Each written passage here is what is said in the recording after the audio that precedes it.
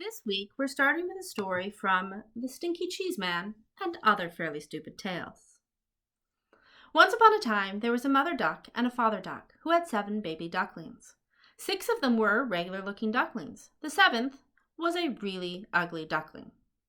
Everyone used to say, "What a nice-looking bunch of ducklings. All except that one. Boy, he's really ugly." The really ugly duckling heard these people, but he didn't care. He knew that one day he would probably grow up to be a swan and be bigger and look better than anything in the pond. Well, as it turned out, he was just a really ugly duckling, and he grew up to be a really ugly duck. Welcome back to the world of postmodern literature. Last week we explored the rule-breaking modernists with Faulkner's stream of consciousness murder mystery and Kafka's exploration of the loss of tradition. Both of these stories show the modernists' rejection of the past. Faulkner's Miss Emily represents the antebellum South. She is disconnected from the realities of modern life and being actively harmed by her refusal to move forward. Miss Emily refused to acknowledge that the world has changed, and her determination to live up to the societal ideal of the past, a sense of nobility and traditional gendered roles, ultimately leads to the death of her prospective husband and her own tragic isolation with only his corpse by her side. Kafka, too, explores a character who is unable to adapt to a new world. At first, it seems mere stubbornness, but we realize with his tragic death that he really had no choice in the matter. The hunger artist knew how to do nothing else.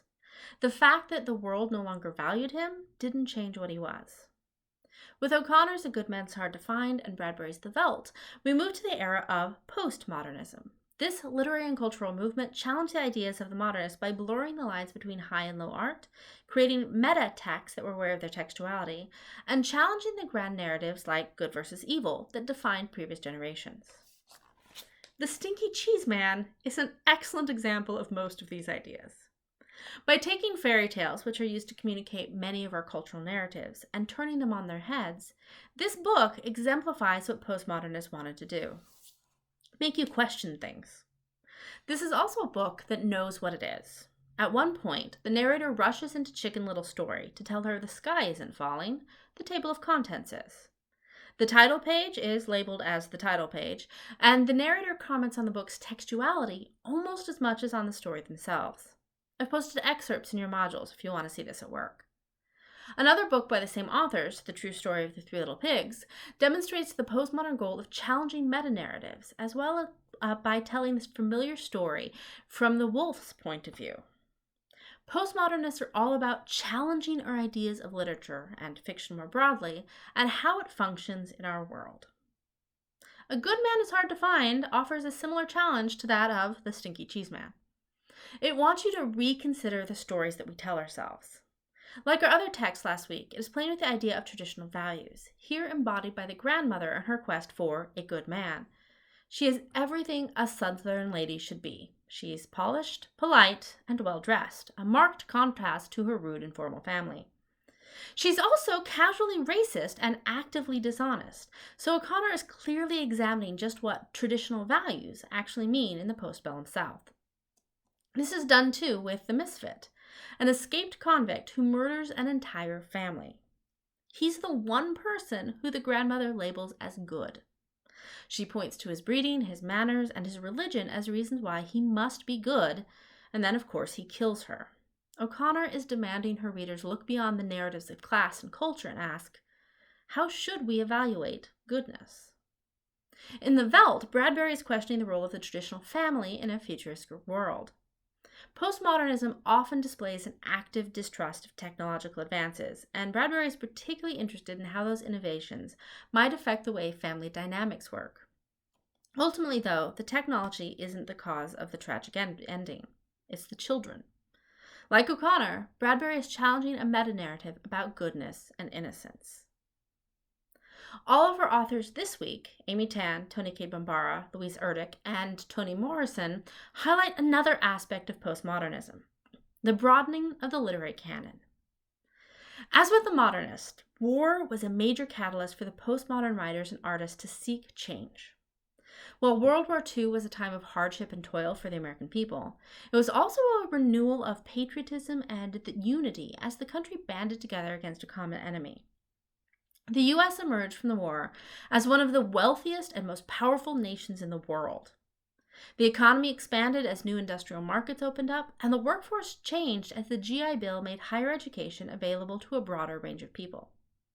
African Americans continued to become more integrated into the economy as fewer white workers were available. The 1950s are broadly known as a time of conformity and commercialism, as capitalism was pitted against communism both internationally in the Cold War and at home. However, tension was apparent below the surface, as zealous anti-communist movements such as Joseph McCarthy's Blacklist campaign sought to force uniformity, and the beginnings of the civil rights movement, with Brown versus Board of Education and the Montgomery bus boycott, began to rise in resistance. Women, too, found themselves in uncertain territory. Having risen to action during World War II and taken a newer, fuller role in society and the economy, the 1950s saw them displaced as soldiers returned to their pre-war roles. As the civil rights movements began to grow in the 1960s and 70s, the face of literature and the study of literature changed as more and varied voices were heard. With it, the literary canon, that collection of works commonly studied in schools and universities, also underwent a change. Increasingly, there was a call for minorities to be represented. African Americans, Native Americans, Asian Americans, Latin people, and women began to be recognized as important and influential writers who helped shape the literature of a new America. Toni Morrison was born Chloe Anthony Wolford in 1931 in Ohio. Known for her exploration of Black lives and experiences in books like Beloved, for which she won the Nobel Prize of Literature in 1993, Morrison became a voice for her generation. She died on August 5, 2019. Toni Cade Bambara, similarly, was known for her depiction of Black lives in America. She used dialect and realism of description to bring these lives and voices to the forefront of American literature. Louise Erdrich, a poet and fiction writer, is the daughter of a Chippewa mother and a German-American father. Both aspects of her heritage are represented in her writings, which often focus on the intersection of Native and Anglo-American culture. Amy Tan, finally, is the daughter of Chinese immigrants. In her writings, Tan explores the layered and complex relationships between women and Chinese and American cultures. Our story for this week, A Pair of Tickets, is an excerpt from Tan's most famous novel, The Joy Luck Club. This book explores the bond between 4 Chinese women and their daughters as they try to find their place in American culture as immigrants seeking the American dream, which isn't always what it promised to be. As you read this week, think about what narratives or ideas these stories are addressing or challenging. What are these new voices in the literary canon saying about the world in which they live? As always, you have your weekly discussion board, post, and journal entry to complete. Don't forget, too, that you have your first writing project to work on. This is not just a straightforward essay. Throughout the course, you'll have 3 different types of writing assignments, each covering a different selection of readings. The first type is a literary analysis. This is an essay where you make an argument about the underlying meaning or message of the text. The second will be a researched argument, where you'll be writing a persuasive essay about the text using research about the author, time period, or literary movement. The final one will be a creative project. You need to complete each of these projects throughout the course, but you get to decide which type of paper to write for each of our 3 units: fiction, poetry, and drama. You can find full details in your modules. I've also posted a few general writing guides. This is a writing-intensive class. You'll be graded not just on what you write, but how you write it. Please read everything carefully, including the chapters assigned from our textbook about writing. I have very specific requirements, and both of the argumentative essays should be written for a formal academic audience. So that means no first person and no second person. Stick to third person only. If you're not used to writing for an academic audience, please ask questions rather than just hoping that you'll guess right. Watch the next video for more specific instructions on writing for an academic audience. You're required to submit a draft of your writing project to tutoring for feedback a week before the final version is due. Use that feedback to revise your essay before turning it in. This project is worth 20% of your overall grade, so take it seriously.